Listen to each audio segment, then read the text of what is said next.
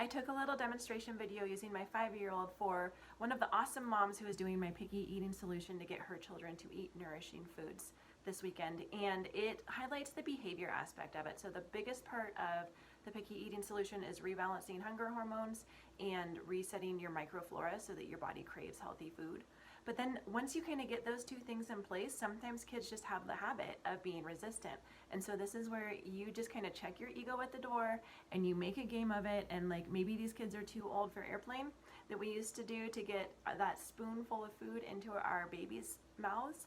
But it's kind of the same thing. And no matter, like, even if I did this with my 10-year-old and he's typically developing, he would laugh and just go along with it. And so this is something where if you've done the work, you've set their microflora up, their microbiome up, you've set their hunger hormones so they're actually hungry at meal times, and you're feeding them nourishing food that their body should crave. Sometimes it's just a little bit extra effort like this to get them to actually eat the food.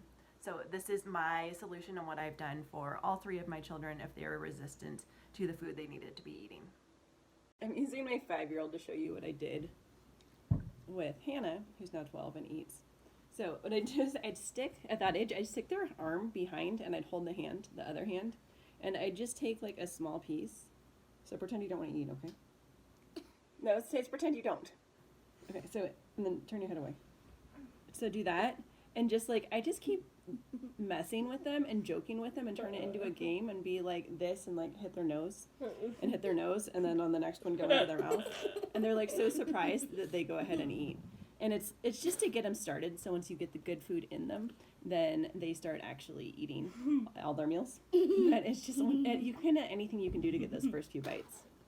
I didn't really take it. Are you a stubborn picky baby? Yeah. Other counterintuitive ways that you can get your kids to eat is if they have a stim. If your kids have autism and they have a stim, like my daughter's was closing doors, and I just like, normally we wouldn't allow her to close doors, and so we'd have a lock on it.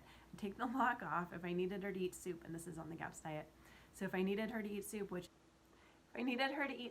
is super nutrient dense and it has those amino acids that are so healing for their gut and their brain, I would take the lock off the door and just like, ooh, this is awesome. And I'd say like, and it just depends on your kid, and you've got to kind of work with them, and you just got to check your ego at the door and do what works for these kids to get this nutrition into them. So I'd let her open and close the door, like 1, 2, bite, 1, 2, bite. And like sometimes the bite would just like hit her lips, but it's touching her lips. And that's something that for sensory kids, that's like a great step. And then, but she's so happy about opening and closing the door that she gets to do the bites. And so then eventually 1, 2 bite and the thing goes in. And this isn't something that you're going to be stuck with for probably even a week. I mean, it depends on your kids and how severe their gut issues are, and so how severe like their symptoms are.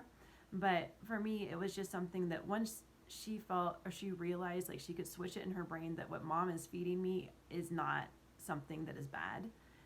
Once she realized it felt good in her body, then it was something that I could like switch to sitting her on my lap at the table, which is again much more acceptable than feeding your toddler as she opens and closes the door.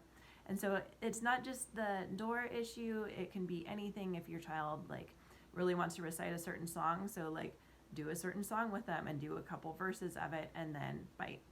And it's just like that little, if you've seen a speech therapist, a lot of times they'll do this. They're just like, they get them to say yes, yes, yes, yes, and then what they normally say no to, their brain is in that pattern of saying yes, and you get them to say yes. And so you just want to get that yes pattern, and their brain will just continue with the yes, and you're going to start being able to build those good habits with food.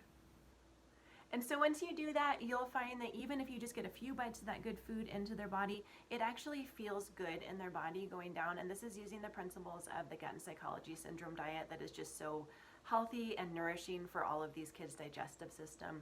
I work a lot with children on the spectrum because that's what we started with, but this works for any of these sensory kids. And if your kids are picky, it's most likely a sensory issue.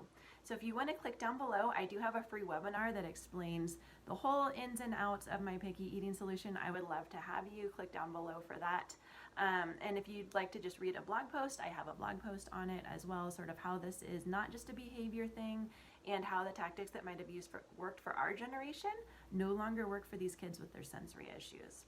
But once you can get the ball rolling, you see a positive feedback loop, And it's something that I've really enjoyed. Like, people are always amazed. My kids are 13, 10, and 5, and they are what everyone considers very good eaters. Like, they eat until they're full. They eat 3 times a day. They eat their meat.